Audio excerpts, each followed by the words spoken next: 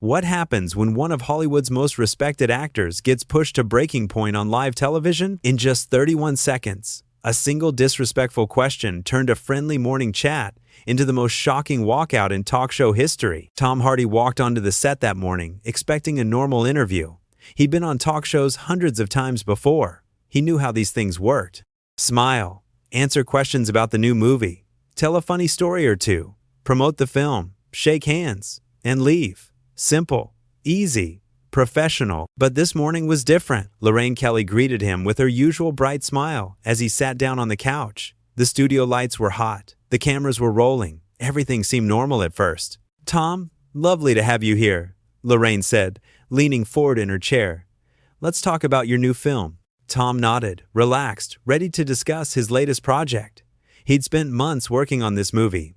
Months of early mornings, long nights, physical training, emotional scenes. He was proud of the work. "It's a passion project," Tom began. "We worked really hard to tell this story the right way. The character goes through a lot, and I wanted to make sure we honored that journey." Lorraine smiled, but there was something sharp behind it. Something that made Tom pause. Yes, the character," she said, waving her hand dismissively. "But Tom, what I really want to know is, when are you going to do a proper film? You know, something people actually want to see?" The studio went quiet. Tom blinked, unsure if he'd heard correctly. "I'm sorry, what?" he asked, his voice calm but confused. "Oh, come on," Lorraine continued, laughing as if she'd said something clever. "All these dark, serious films you do. So depressing, so grim. Don't you want to do something fun? Something with a bit of sparkle? Maybe a romantic comedy? Show us that smile?" Tom's jaw tightened. He shifted in his seat. "The film I'm here to talk about is something I care deeply about," he said carefully, trying to steer the conversation back. "It deals with real issues that real people face." "But nobody wants to be sad at the cinema, Tom," Lorraine interrupted, talking over him. "People want to escape. They want to laugh. They want to see you without all that brooding. You're always so serious, so intense. It's exhausting, really." Tom took a breath. "Stay professional," he told himself. "Just get through this. I think audiences are smart enough to appreciate different kinds of stories," he replied, his voice steady but firm. "Not everything has to be light and fluffy." Lorraine laughed again, that same dismissive laugh. "Light and fluffy? Is that what you think entertainment is? Tom, darling, I've been in this industry longer than you've been alive. I know what works. And these depressing films you keep making, they don't work. They're boring." She actually called his work boring on live television, in front of millions of viewers. Tom's face remained calm, but his eyes told a different story. The disrespect was staggering. "I respect your opinion," he said quietly, "but I'm proud of the work I do. Are you, though?" Lorraine leaned back, crossing her legs, completely comfortable in her attack. "Because it seems like you're hiding behind these tough guy roles. Maybe you're not confident enough to do something that requires real charm, real personality." The words hung in the air like poison. The crew behind the cameras exchanged uncomfortable glances. This wasn't normal interview banter. This was something else entirely. Tom remained silent for a moment, processing what he'd just heard. Not confident enough? Hiding? This woman, who he'd never met before today, was questioning his abilities, his choices, his entire career. "Lorraine," he said slowly, "I came here to talk about a film that means a lot to me and the team who made it. If you're not interested in having that conversation, then I'm not sure why I'm here." "Oh, don't be so sensitive," she shot back, flicking her hand at him. "I'm just asking the questions everyone's thinking. You take yourself so seriously. It's a bit much, isn't it?" Tom felt something shift inside him. He'd dealt with tough interviewers before. He'd handled awkward questions, challenging moments, even hostile journalists. But this was different. This wasn't journalism. This wasn't even a tough interview. This was just mean, petty, cruel for the sake of being cruel. "You know what?" Tom said, his voice dropping lower. "I don't think everyone's thinking that at all. I think that's just you." Lorraine's smile faltered for just a second, but she recovered quickly. "Touched a nerve, have I?" she said, her voice dripping with condescension. "Look, Tom, if you can't handle a simple conversation without getting defensive, maybe you should stick to acting and leave the talking to people who are better at it." That was it. That was the line. Tom stood up. Not quickly, not dramatically. He simply stood up, calm and controlled. "I'm not doing this," he said quietly, reaching up to remove his microphone. Lorraine's eyes widened. She clearly hadn't expected this. "Oh, come on, Tom, sit down, don't be ridiculous," she said, her voice suddenly less confident. "We're just having a chat." "No," Tom replied, still removing his microphone with steady hands.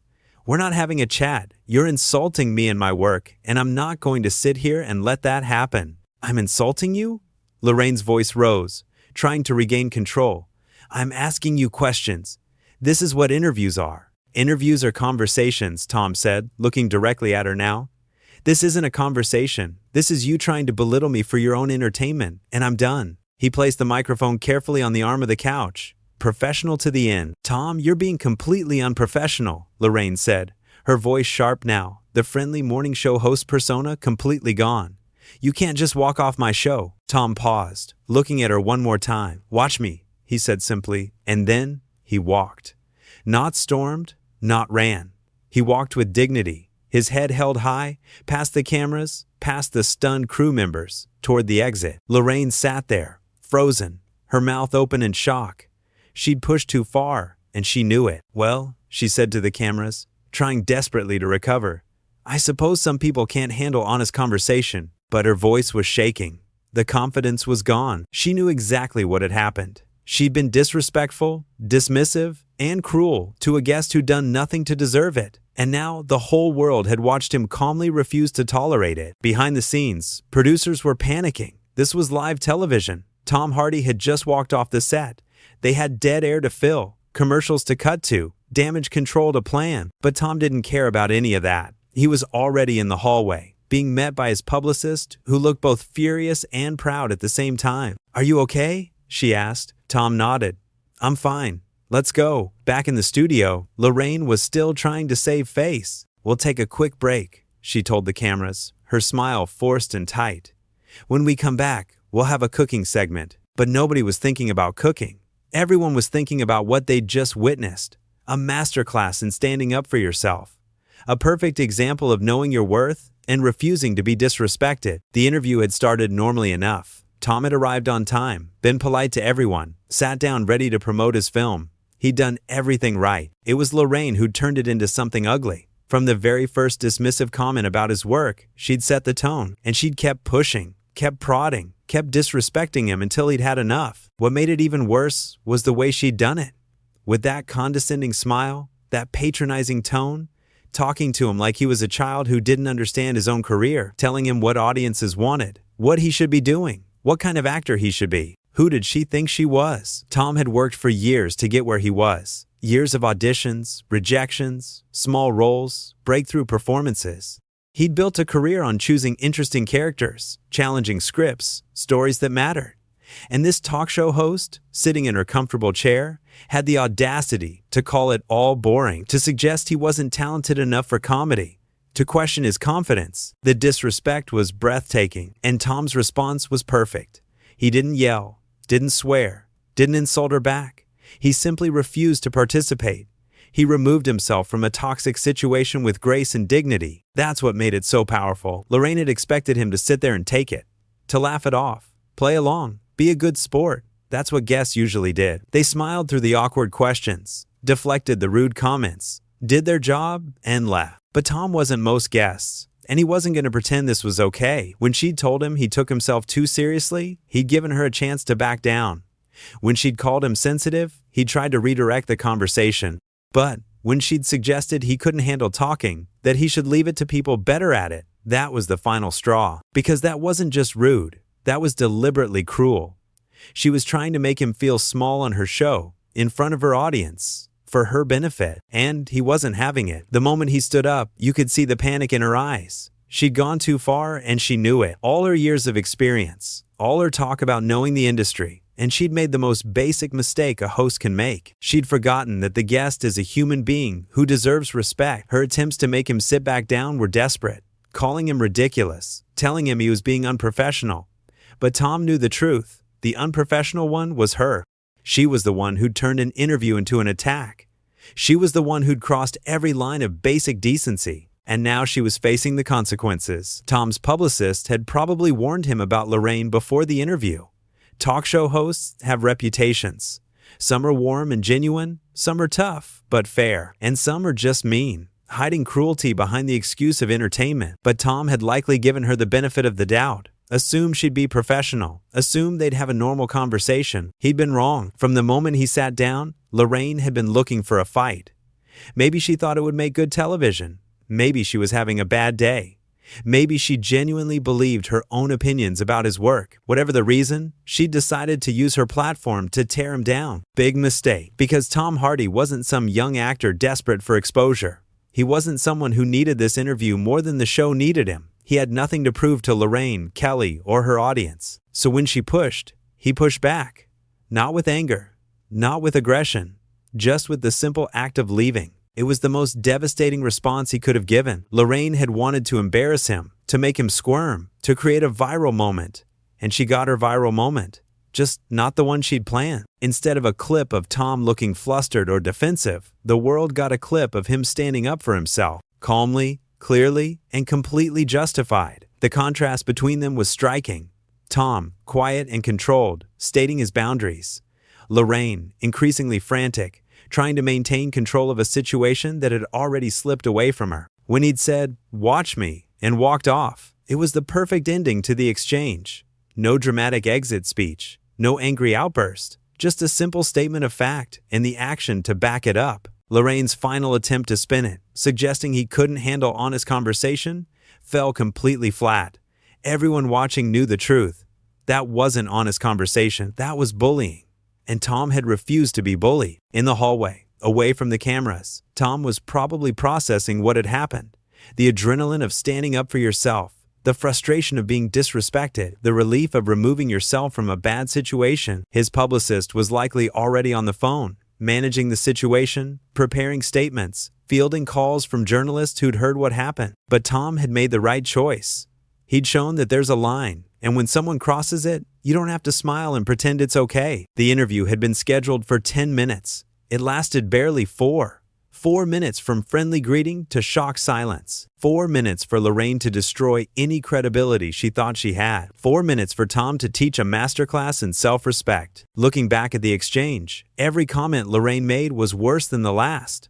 Starting with dismissing his film as not proper, calling his work depressing and grim, suggesting he couldn't do comedy, calling him exhausting, boring, not confident, hiding, too serious, too sensitive. Each comment was a little jab designed to get under his skin, and individually, maybe Tom could have let them slide, but together, they painted a clear picture. Lorraine wasn't interested in interviewing him.